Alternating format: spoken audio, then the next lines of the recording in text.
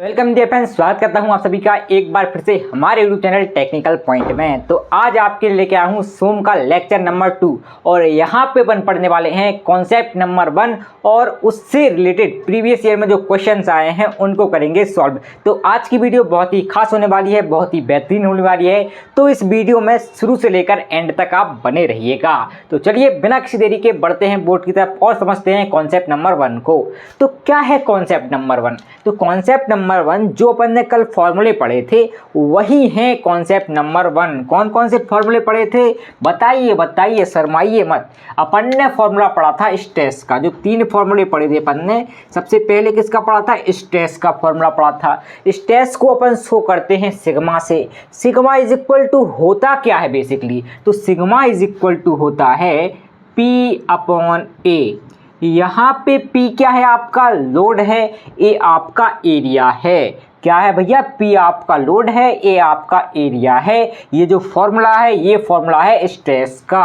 अब देखिए मेरे भाई, स्ट्रेस का यूनिट क्या होता है? तो स्ट्रेस का यूनिट होता है न्यूटन पर मीटर स्क्वायर। ये होता है ऐसा यूनिट ऑफ स्ट्रेस। किसका ऐसा यूनिट? स्ट्रेस का। इसके बाद हमने कौन सा फॉर्मूला पढ़ा था? ये तो फॉर्मूला नंबर 1 हो गया। इसके बाद हमने कौन सा फॉर्मूला पढ़ा था? तो इसके बाद हमने फॉर्मूला पढ़ा था स्ट्रेन का। तो स्ट्रेन का फॉर्मूला क्या होता है? What is strain? स्ट्रेन को स्मॉल ई से अपन शो करते हैं। स्ट्रेन का फॉर्मूला होता है डेल एल अपॉन एल। यहाँ पे डेल एल क्या है? डेल एल का मतलब है कि आपकी लेंथ में कितना चेंज हो रहा है, लेंथ बढ़ रही है या घट रही है। उसके बाद एल क्या है आपकी? एल का मतलब है ओरिजिनल लेंथ, कि भाई जो आपकी रॉड थी, जो बार थी, उसकी वास्तविक लंबाई क्या थी। तो ये फॉर्मूला किसका होता है? ये फॉर्मूला होता है स्ट्रेन का। और स्ट्रेन का यूनिट क्या होता है ये बताइए। तो आप कहेंगे, क्या कहेंगे कि ऊपर भी लेंथ है और नीचे भी लेंथ है। लेंथ का जो यूनिट होता है वो मीटर होता है, तो ऊपर भी मीटर नीचे भी मीटर, और मीटर से मीटर ही कैंसिल हो जाता है। तो यहाँ पे क्या बचता है आपके पास? कुछ भी नहीं बचता है। तो यहाँ पे जो स्ट्रेन है इसका यूनिट क्या होता है? कुछ भी नहीं होता, ये डायमेंशन लेस होती है। क्या होती है? डायमेंशन लेस होती है। इसका क्या यूनिट लेस है। ये क्या है भाई? आपकी यूनिट लेस क्वांटिटी है, इसका यूनिट नहीं होता है। तो यहाँ पे अपन ने 2 फॉर्मूले पढ़ लिए हैं। इसके बाद तीसरा जो फॉर्मूला था वो कौन सा फॉर्मूला था? तो वो फॉर्मूला था चेंज इन लेंथ का। चेंज इन लेंथ मतलब एलोंगेशन या फिर डिक्रीजमेंट आपका। अब यहाँ पे चेंज इन लेंथ को अपन डेल्टा एल से शो करते हैं। तो डेल्टा एल या del L is equal to क्या होता है? PL upon AE। यहाँ पे P क्या है आपका? तो आप कहेंगे P आपका लोड है, L आपकी बार की या फिर रॉड की लंबाई है, और A आपका एरिया है, और E क्या है आपका? इलास्टिसिटी मॉडुलस है या मॉडुलस ऑफ इलास्टिसिटी है। तो उम्मीद करता हूँ कि आपको ये भी पता होगा। ये आपका फॉर्मूला नंबर 3 है और इसी फॉर्मूले का अपन ज़्यादातर यूज़ करते हैं। क्या? इसी फॉर्मूले का अपन ज़्यादातर यूज़ करते हैं। यहाँ पे देखिए change in length. Change in length क्या है? एक तरह की लेंथ है, इसलिए इसका यूनिट क्या होगा? ऐसा यूनिट इसका होगा मीटर। क्या होगा मेरे भाई? मीटर इसका यूनिट होगा। आई होप कि आपको ये भी समझ में आ गया होगा। चलिए बढ़ते हैं आगे और देखते हैं प्रीवियस ईयर क्वेश्चन को। लेकिन प्रीवियस ईयर क्वेश्चन को देखने से पहले सबसे पहले अपन को सीखना पड़ेगा यूनिट कन्वर्जन, और यूनिट कन्वर्जन सीखने के लिए अपन बढ़ते हैं आगे। चले एक काम कर, 200 रुपए दे और 50 रुपए काट ओवर एक्टिंग के वजह। चलिए दोस्तों बढ़ते हैं आगे और देखते हैं यूनिट कन्वर्जन को, क्योंकि यूनिट कन्वर्जन बहुत ही इंपॉर्टेंट चीज है। क्योंकि अगर आपको न्यूमेरिकल क्वेश्चन में सेम यूनिट नहीं दिया है तो आपको क्या करना पड़ेगा? सेम यूनिट बनाना पड़ेगा, जिसके लिए आपको आवश्यकता पड़ेगी यूनिट कन्वर्जन की। तो चलिए बढ़ते हैं बोर्ड की तरफ और समझते हैं यूनिट कन्वर्जन को। लेकिन यूनिट कन्वर्जन को सीखने से पहले सबसे पहले एक डायलॉग सुन लीजिए कि डायलॉग क्या कह रहा है अपन से। डायलॉग कहना चाह रहा है कि पत्थर की एक कमी है कि वो कभी पिघलता नहीं, लेकिन उसकी यही खूबी है कि वो कभी बदलता नहीं। तो आपको केवल और केवल पढ़ाई के प्रति लॉयल रहना है और कभी भी किसी और के लिए खुद को बदलना नहीं है। तो चलिए बढ़ते हैं बोर्ड की तरफ और समझते हैं यूनिट कन्वर्जन को। तो यहाँ पे लिखा हुआ है यूनिट कन्वर्जन, यहाँ पे आपकी लेंथ है और यहाँ पे आपका फोर्स है। तो लेंथ के लिए जो एसआई यूनिट होता है वो क्या होता है, मीटर होता है। अगर आपको मीटर को मिलीमीटर में कन्वर्ट करना है तो आप 1000 से क्या कर देंगे, मल्टीप्लाई कर देंगे, तो आपका जो मीटर है वो कन्वर्ट हो जाएगा मिलीमीटर में। इसके बाद देखो, अगर आपको मीटर को कन्वर्ट करना है सेंटीमीटर में तो आप क्या करेंगे, 100 से मल्टीप्लाई कर देंगे, तो आपका जो मीटर है वो कन्वर्ट हो जाएगा सेंटीमीटर में। इसके बाद क्या है, अगर आपको सेंटीमीटर को मिलीमीटर में कन्वर्ट करना है, किसको, सेंटीमीटर को मिलीमीटर में कन्वर्ट करना है, तो आप 10 से मल्टीप्लाई कर देंगे, मतलब 10 का गुणा कर देंगे, तो आपका जो सेंटीमीटर है वो कन्वर्ट हो जाएगा मिलीमीटर में। इसके बाद क्या है, इसके बाद देखो आपका मिलीमीटर है, अगर आपको मिलीमीटर को मीटर में कन्वर्ट करना है तो आप क्या करेंगे, 1000 से डिवाइड कर देंगे। बिल्कुल इसका उल्टा है, यहाँ पे अपन मीटर को कन्वर्ट कर रहे थे मिलीमीटर में, इसीलिए 1000 का गुणा कर रहे थे।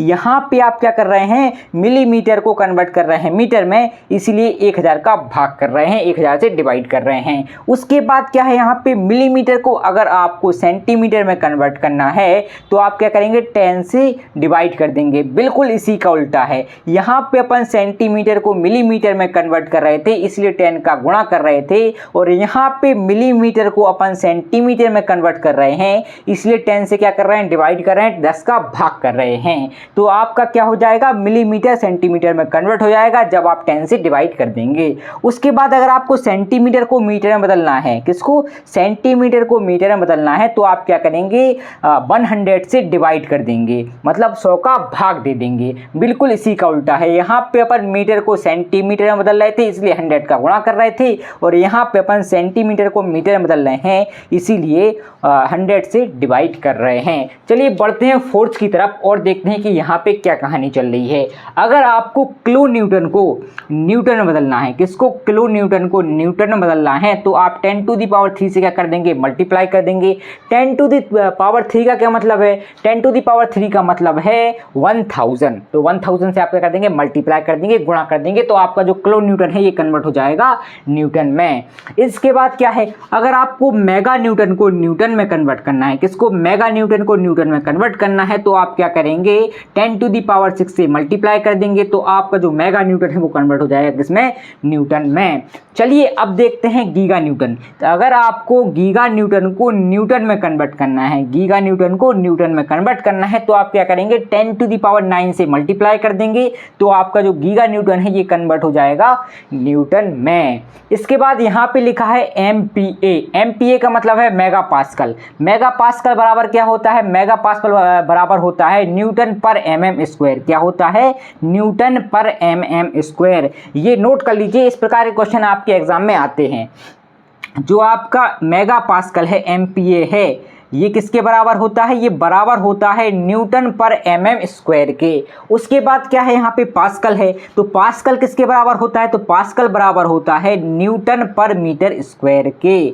और यहाँ पे देखिए जो मेगा पास्कल था वो न्यूटन पर mm स्क्वायर के बराबर था, और यहाँ पे जो पास्कल है वो न्यूटन पर मीटर स्क्वायर के बराबर है। ठीक है ना, ये इसमें अंतर है ना, यहाँ पे mm था, यहाँ पे m है, ठीक है, यहाँ पे मिलीमीटर था, यहाँ पे मीटर है। इसके बाद क्या है, GPa मतलब गीगा पास्कल। अगर आपको गीगा पास्कल को न्यूटन पर mm स्क्वायर में कन्वर्ट करना है, तो आप क्या करेंगे, 10⁻³ से मल्टीप्लाई कर देंगे, तो आपका जो गीगा पास्कल है ये कन्वर्ट हो जाएगा न्यूटन पर mm स्क्वायर में। तो ये होता है यूनिट कन्वर्जन। आई होप कि आपको ये समझ में आ गया होगा।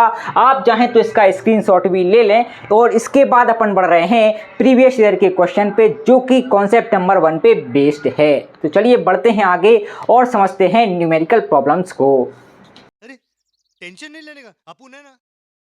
चलिए फ्रेंड्स बढ़ते हैं आगे और देखते हैं एक न्यूमेरिकल क्वेश्चन को, जो कि RGPB 2023 में आया है और बड़ा ही इजी क्वेश्चन है। और इस पे मार्क्स आपको कितने मिल रहे हैं, 4 मार्क्स मिल रहे हैं। तो क्वेश्चन क्या कह रहा है, क्वेश्चन अपन से कह रहा है find the young modulus. Young modulus मतलब यहाँ पे बात हो रही है ई की।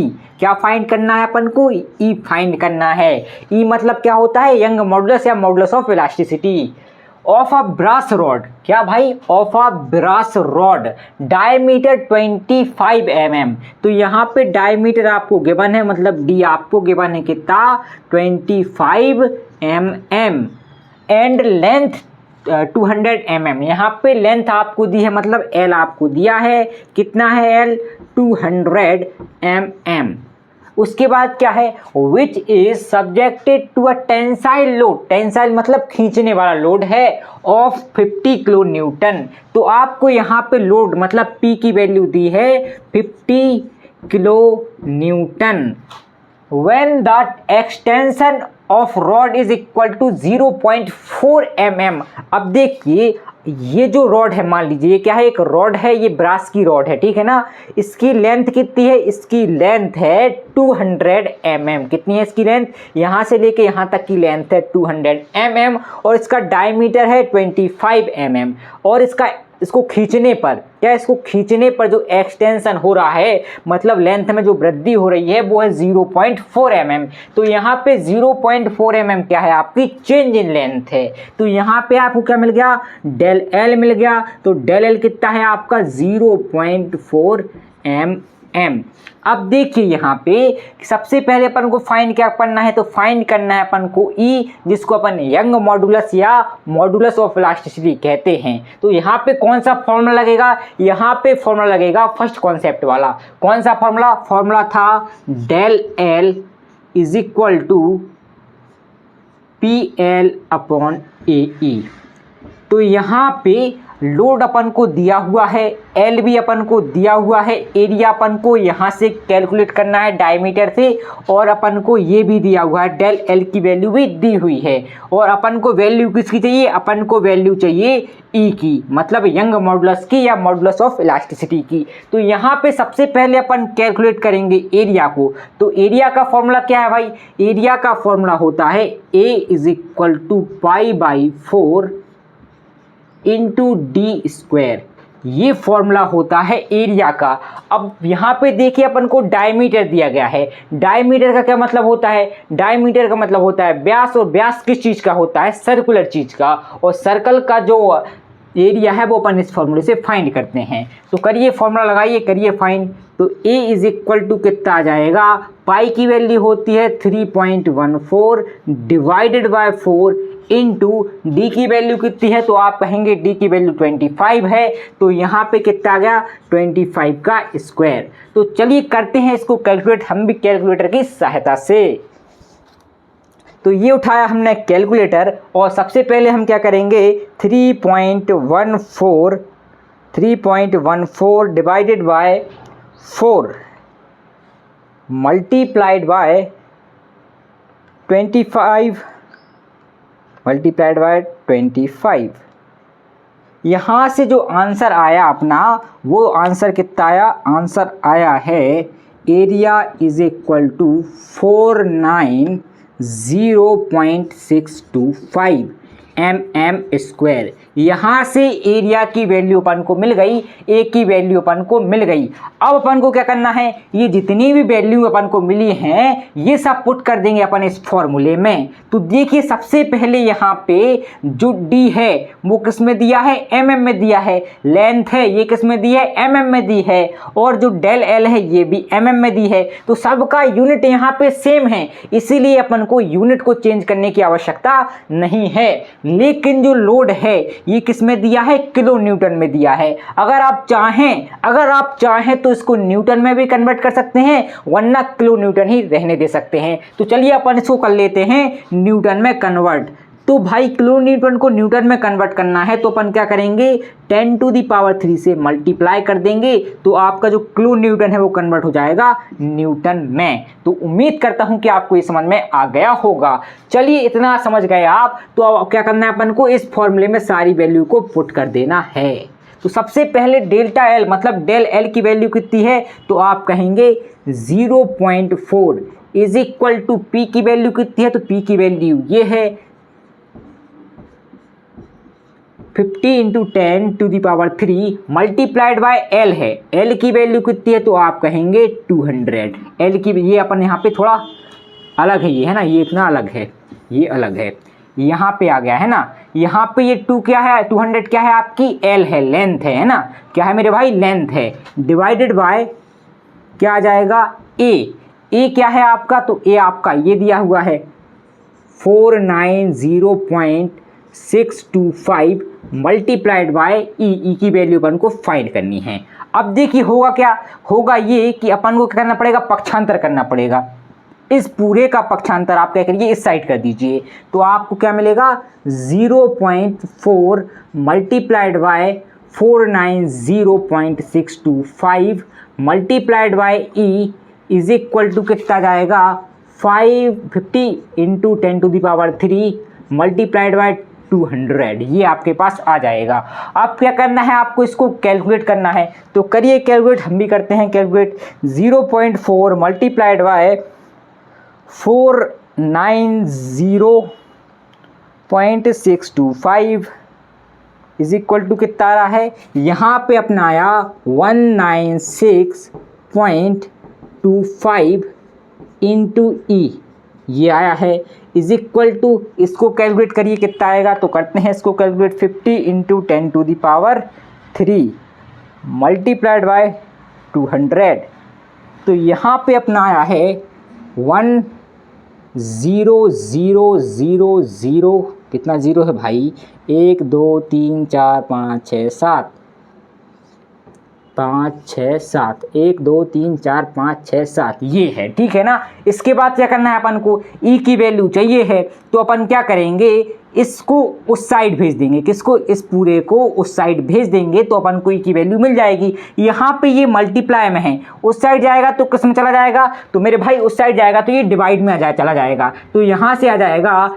ई is equal to 1 2 3 4 5 6 7 divided by 196.25 ये आ गया। अब अपन क्या करना है करेंगे, अब अपन करेंगे कि यहाँ पे जो वैल्यू है इसको इससे डिवाइड कर देंगे, तो करिए मेरे भाई डिवाइड, कितना है 1 0 1 2 3 4 5 6 7 डिवाइडेड बाय 196.25 डिवाइड करने के बाद जो वैल्यू आई अपनी, क्या आई वैल्यू आई है 50,955.42, ये वैल्यू आ गई किसकी, ई की वैल्यू आ गई। कितनी आई मेरे भाई, ई की जो वैल्यू आई अपन को, ई की वैल्यू मिली, कितनी मिली 50955.42, ये अपन को ई की वैल्यू मिली है। और ई का जो यूनिट होता है, व्हाट इज यूनिट ऑफ ई, तो ई का यूनिट क्या होता है, न्यूटन पर एमएम स्क्वायर, न्यूटन पर एमएम स्क्वायर। तो यहाँ पे अपन कह सकते हैं कि जो यंग मॉडुलस है, जो ई है, वो क्या है भाई, ई इज इक्वल टू, एक बार और लिख दे रहे हैं, 50955.42 न्यूटन पर एम स्क्वायर। ये वैल्यू किसकी आ गई मेरे भाई, ये वैल्यू आपकी ई की आ गई। आई होप कि आपको ये क्वेश्चन बड़े अच्छे तरीके से समझ में आ गया होगा।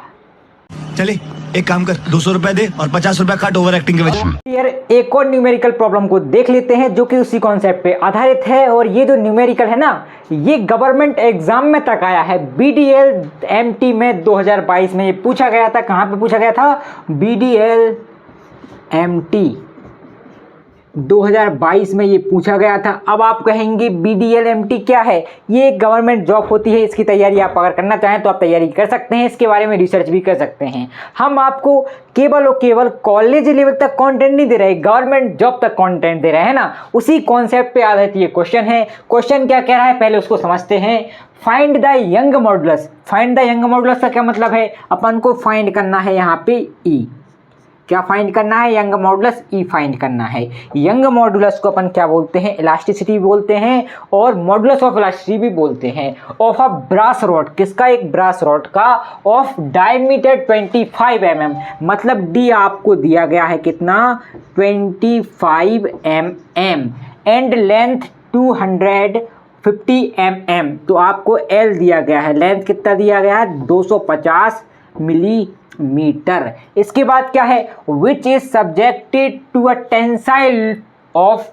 Tensile load of 50 kilo newton, मतलब जो आपका लोड लग रहा है वो कैसा है, टेंसाइल है और 50 किलो न्यूटन का है। मतलब आपको पी की वैल्यू यहाँ पे गिवन है, पी कितना है 50 किलो न्यूटन।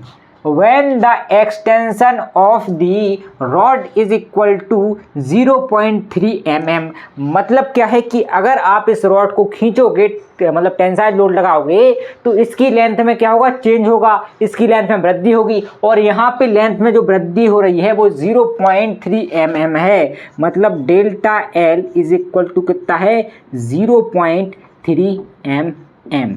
ये आपको गिवन है इतना सब कुछ। और फाइंड क्या करना है आपको, ई फाइंड करना है। तो यहाँ पे कौन सा फॉर्मूला अपन लगाते हैं, तो फॉर्मूला अपन लगाते हैं delta L is equal to P L upon A E. ये फॉर्मूला अपन लगाएंगे, यूज़ करेंगे ई की वैल्यू को फाइंड करने के लिए। यहाँ पे P क्या है, आपका लोड है जो कि अपन को दिया गया है, L आपकी लेंथ है जो आपको दी गई है, एरिया के लिए डायमीटर अपन को दिया गया है, एरिया अपन कैलकुलेट कर लेंगे। इसके बाद डेल्टा L आपको गिवन है, E की वैल्यू आपको फाइंड करनी है। तो चलिए पहले फाइंड कर लेते हैं एरिया को। तो एरिया इज इक्वल टू यहाँ पे क्या हो जाएगा, π/4 into D square. I hope कि आपको इतना तो पता होगा कि एरिया कैसे कैलकुलेट करना है। इसके बाद अपन क्या करेंगे, यहाँ पे वैल्यू पुट करेंगे, ए इज इक्वल टू पाई की value 3.14 multiplied by divided by 4 multiplied by D square. D की वैल्यू कितनी है 25, तो आ गया 25 का स्क्वायर। चलिए कीजिए इसको कैलकुलेट, हम भी करते हैं इसको कैलकुलेट कैलकुलेटर में। कैलकुलेटर कहाँ चला गया, तो कैलकुलेटर हमारा ये है, इसको करेंगे कैलकुलेटर में कैलकुलेट। तो 3.14 divided by 4 is equal to आ गया है कितना 0.785 multiplied by 25 multiplied by 25।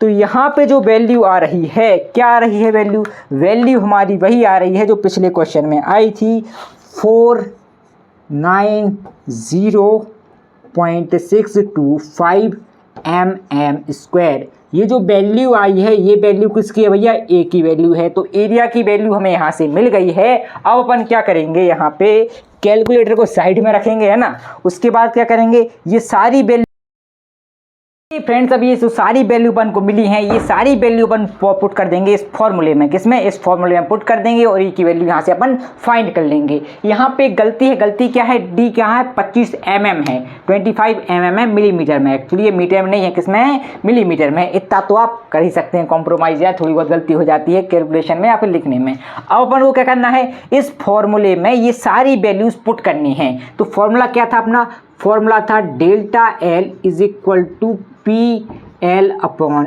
A E.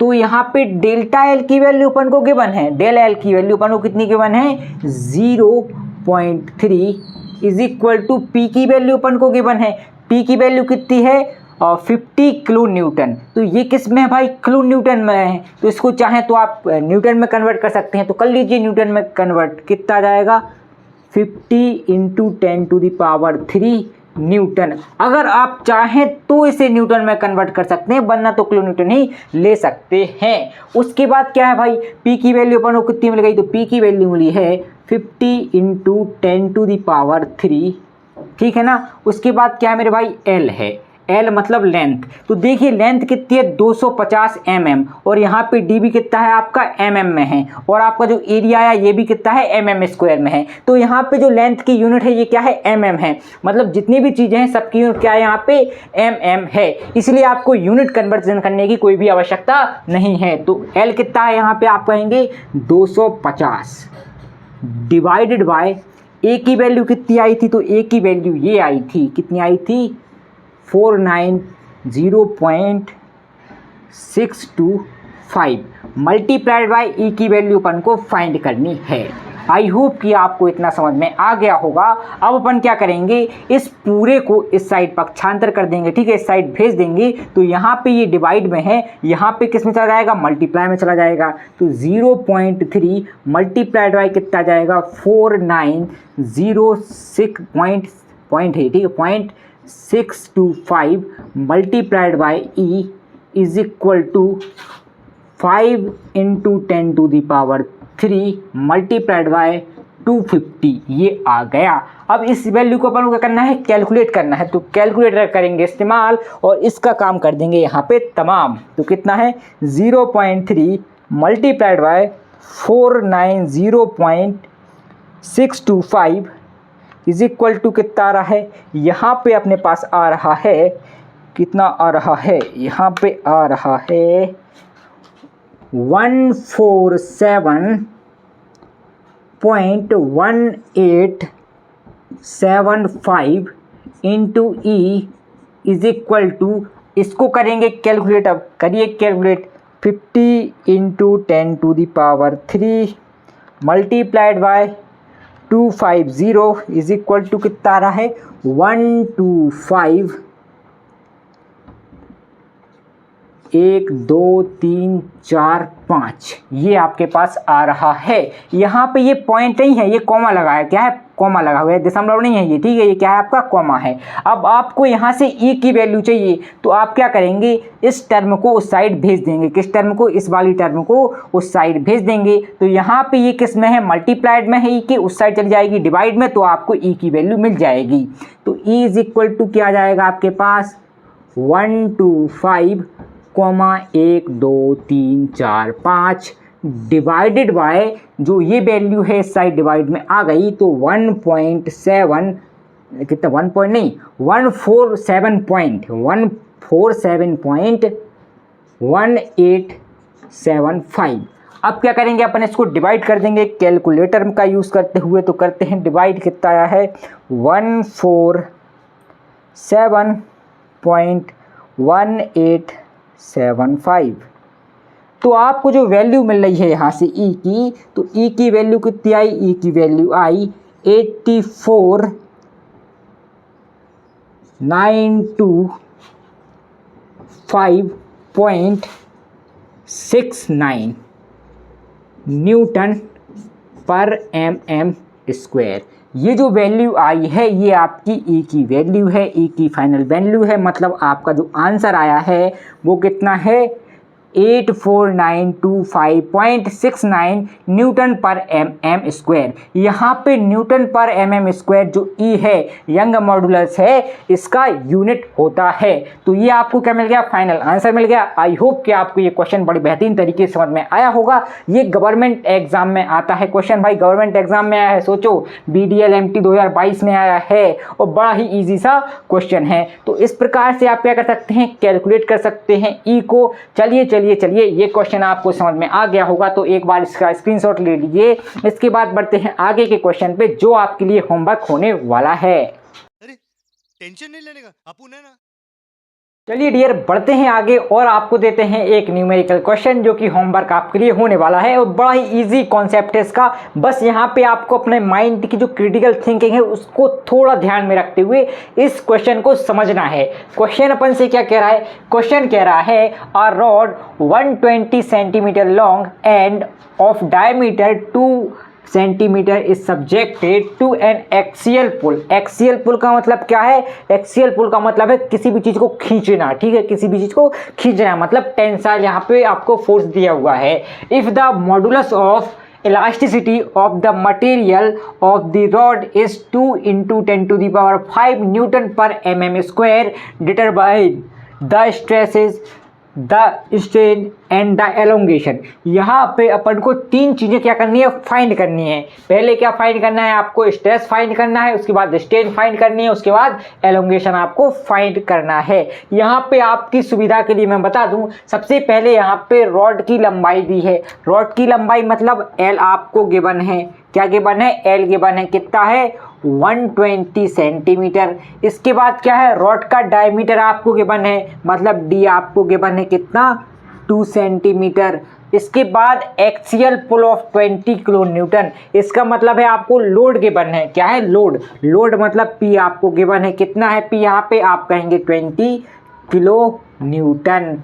if the modulus of elasticity of the material of the rod is 2 × 10⁵ Newton पर मीटर। यहाँ पे आपको इलास्टिसिटी मॉडुलस या मॉडुलस ऑफ इलास्टिसिटी दिया हुआ है, ई की वैल्यू आपको दी हुई है, कितनी दी हुई है, 2 × 10⁵ आपको दी हुई है। आपको फाइंड करना है द स्ट्रेस। द स्ट्रेस मतलब आपको सिग्मा फाइंड करना है। तो सिग्मा का फॉर्मूला क्या होता है, सिग्मा इज इक्वल टू होता है लोड अपॉन एरिया। इस तरह आप क्या फाइंड कर लेंगे, स्ट्रेस को फाइंड कर लेंगे। उसके बाद क्या करनी है, आपको स्ट्रेन फाइंड करनी है। स्ट्रेन को अपन स्मॉल ई से दर्शाते हैं। Small E is equal to basically होता क्या है, delta L upon L, change in length upon original length करेंगे तो आपको क्या मिल जाएगा, यहाँ से आपको मिल जाएगा द स्ट्रेन। उसके बाद क्या है, द एलोंगेशन। आपको एलोंगेशन फाइंड करना है, मतलब डेल्टा एल फाइंड करना है, डेल एल फाइंड करना है। Del L is equal to क्या होता है, del L is equal to होता है